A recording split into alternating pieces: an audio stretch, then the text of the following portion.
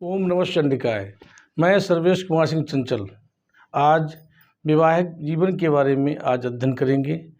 विवाह को पाणिग्रहण संस्कार कहा जाता है, जो कि मनुष्य के जीवन में एक महत्वपूर्ण टर्निंग पॉइंट होता है और यहीं से उसके जीवन की कल्पनाएं और भविष्य के सपने साकार होने शुरू होते हैं। यहीं से वो अपने जीवन में अपने बच्चों के भविष्य, उनकी उन्नति के बारे में भी सोचता है और अपने भविष्य के सपनों में भवन, भूमि, वाहन के साथ में अपने परिवार की उन्नति के विषय में अधिक सोचने लगता है। ये रिश्ता 7 जन्मों का माना जाता है, इसलिए 7 वचन निभाए जाते हैं। उन 7 वचनों में हमारे संकल्प और कल्पनाएं होती हैं। किसी भी धर्म में, चाहे वो कोई भी धर्म हो, सभी धर्मों में विवाह को एक सबसे पवित्र बंधन माना जाता है और उस रिश्ते को पति पत्नी जब मन से समस्याओं के समाधान करते हुए निभाते हैं तो वो जीवन सुखद और भविष्य अच्छा होता है। आज विवाह के संबंध में ही हम बात करेंगे। विवाह का सबसे मुख्य चीज़ होती है कि सबसे पहले विवाह किस अवस्था पे हो, इसका आकलन करते हैं। इसके लिए हम जो बुध क्षेत्र है उसको पहले देखते हैं। बुध क्षेत्र कनिष्ठिका उंगली के नीचे का जो क्षेत्र होता है, इसको बुध क्षेत्र कहते हैं। बुध क्षेत्र को हम सबसे पहले पूरे उस पर्वत को हम 50 वर्ष की आयु में मान लेते हैं, क्योंकि मुख्य रूप से जो विवाह का जो समय होता है वो 50 वर्ष के आसपास ही माना जाता है। उससे ऊपर अनमेल विवाह कहा जाता है, उसका कोई ब्यौरा हाथ में नहीं होता या वो सफल विवाह नहीं कहलाते।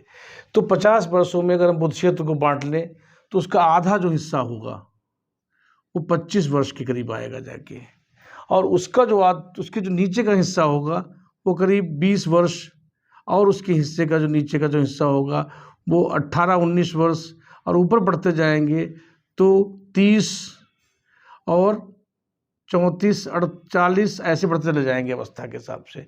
इस तरीके से हम मध्य अवस्था जो हमने लाइन खींची थी वो 25 वर्ष, और उसके ऊपर नीचे की गणनाओं को हम उसी हिसाब से, उसी अनुपात में हम कम ज़्यादा करके विवाह का समय ज्ञात कर लेते हैं। इससे हमें विवाह की गणना के साथ में अगर विवाह रेखाओं में कोई भी व्यवधान नहीं दिखाई पड़ रहा है तो ऐसे में विवाह अच्छी स्थितियों में सही दिशा में चलेगा और उसमें कोई भी व्यवधान नहीं पड़ेगा। आपसी संबंध निभाने का रिश्ता ही विवाह है। इस विवाह में अलग अलग विचारधारा के 2 दिल मिलते हैं तो नए विचार निकलते हैं। विचारों में धीरे धीरे सामंजस्य होता है और सामंजस्य के बाद में गृहस्थ जीवन चलना शुरू होता है। इसमें आवश्यकता होती है कि हमारे विचार मिल रहे हैं कि नहीं। तो सबसे पहले हमें देखना पड़ता है हार्ट लाइन का। हार्ट लाइन जो होती है वो हमारे बुध क्षेत्र के नीचे शुरू होकर और ये अनाम कनिष्ठिका, इसके मध्यमा और तर्जनी के मध्य में समाप्त होती जाके है। यहाँ पर जो समाप्त होती है हार्ट लाइन, तो ऐसे में माना जाता है जितनी हार्ट लाइन लंबी होती है, यानी जो यहाँ से लंबाई लिए हुई होती लाइन है, ये बढ़ती हुई जब तर्जनी और मध्यमा के बीच में समाप्त होती है। ऐसे जो जातक होते हैं वो बहुत ही इमोशनल होते हैं, सेंसिटिव होते हैं, उनके अंदर भावुकता होती है और भावनाओं के चलते उनके रिश्ते जो होते हैं वो हमेशा अच्छे बने रहते हैं। उसके साथ में हमें और भी बिंदुओं पर विचार करना होता है कि व्यक्ति का वैवाहिक जीवन कैसे चल रहा है। उसके लिए जो मुख्य होता है कि विवाह रेखाओं का आकलन करना। विवाह रेखाएं सीधी, स्वस्थ और हल्की सी झुकाव नीचे को लिए हुए हों तो ऐसे में वैवाहिक जीवन बहुत अच्छा व्यतीत होता है और एक दूसरे पर विश्वास करने वाला जीवन चलता है। इसके साथ में हार्ट लाइन का, अब ये लाइंस का गणना आप समझ गए होंगे। इसके बाद में हम जो है आगे गणना देखते हैं विवाह रेखाओं की संख्या। विवाह रेखाओं की संख्या जो होती है वो विवाह रेखा के आसपास की लाइनों के हिसाब से देखा जाता है कि उसके पैरेलल लाइंस कौन कौन सी और कितनी संख्या में चल रही हैं। यदि इसके पास में कोई लाइन चल रही है और साथ में हृदय रेखा से कोई लाइन निकल रही हैं तो ये लाइंस को एफेरस लाइन माना जाता है। इनसे विवाह का लेना देना नहीं होता है। ये प्रारंभिक दौर में एफेयर्स के लक्षण बनाती हैं। वैचारिक तालमेल किसी के साथ हो सकता है, वो संबंध कैसे भी हो सकता है, चाहे वो विचारक का हो, चाहे वो किसी एक एबिलिटी की वजह से हो, जो किसी एक दूसरे को पसंद करते हों, ऐसा भी लक्षण इस लाइन के द्वारा मालूम हो सकता है, अगर हार्ड लाइन से कोई लाइन फटकर, निकल कर मैरिज लाइन की तरफ को बढ़ रही है, ऐसी स्थितियों में। साथ ही साथ हार्ड लाइन का जो बताया है, वो अच्छा और स्वस्थ होना चाहिए। अगर ये हल्की सी दोमुही हो गई है, तो ऐसे में विचार का मिलना बहुत अधिक अच्छा माना जाता है और ऐसे लोग एक दूसरे की भावनाओं की कद्र करते हैं। साथ में ही माइंड लाइन जो मस्तिष्क रेखा होती है, इसका भी अध्ययन करना पड़ता है। ये अधिकांशतः लाइफ लाइन के सपोर्ट से निकलती है।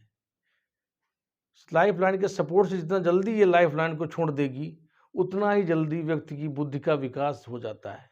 ऐसे लोग जीनियस होते हैं जिनकी माइंड लाइन जो मस्तिष्क रेखा है, वो लाइफ लाइन से थोड़ा-सा हट के चलती है और हल्का-सा गैप दे देती है।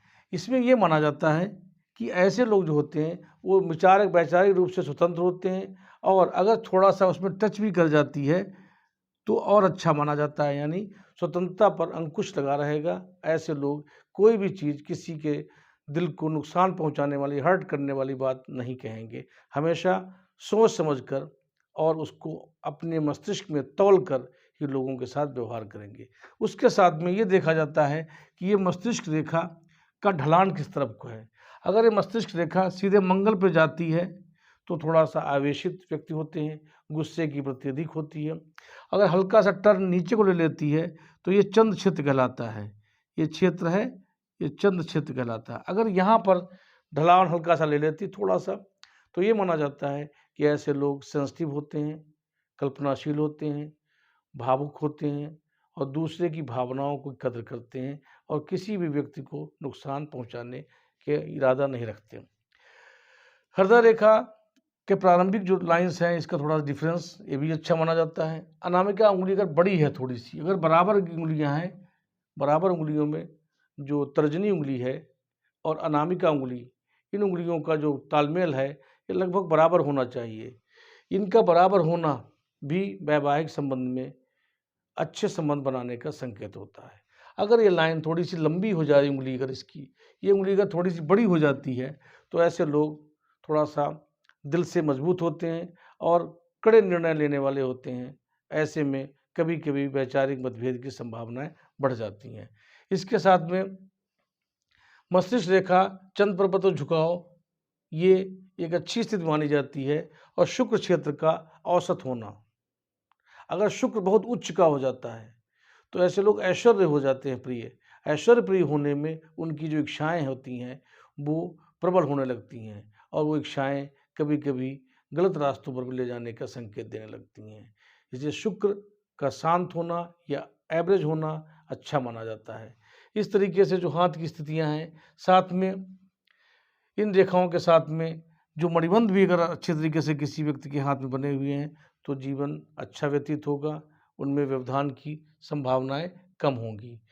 हाथ में हार्ड लाइन मुख्य कार्य करती है, भावनाओं के रूप में, वैवाहिक जीवन के मामले में ये बहुत अच्छा निर्णय करने में सहायक होती है और विवाह रेखाएँ हल्की सी अगर झुकी-सी हैं, बहुत हल्का-सा झुकाव लिए हैं, तो ऐसी लाइन जो मानी जाती है, उसमें संवेदनाएँ अधिक होती हैं और ऐसे लोग सेंसिटिव होते हैं।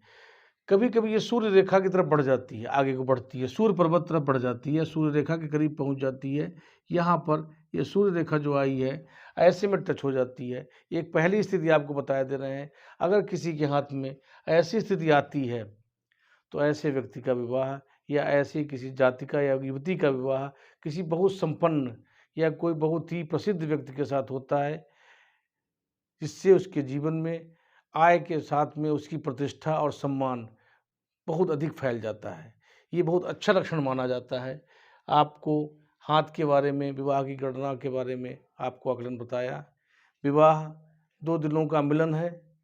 जैसे गाड़ी के 2 पहिए, जिन दोनों पहियों का ठीक होना अच्छा माना जाता है, तभी गाड़ी चल सकती है। इसलिए वैवाहिक संबंध चलाए नहीं जाते हैं, वो निभाए जाते हैं। आप सभी को हमारी शुभकामनाएँ। जिनकी शादी हो चुकी है उनको शुभकामनाएँ, जिनकी शादी होने वाली है उनको अग्रिम बधाई, और वो अपने जीवन साथी को इन लक्षणों के हाथ में देखें और उसके हिसाब से अपने जीवन का आगे का भविष्य तय करें। हमारी बहुत बहुत शुभकामनाएँ। हमारा वीडियो अच्छा लगा हो तो उसको लाइक करिए, सब्सक्राइब करिए और अपने फ्रेंड्स और अपने दोस्तों के साथ में शेयर करिए।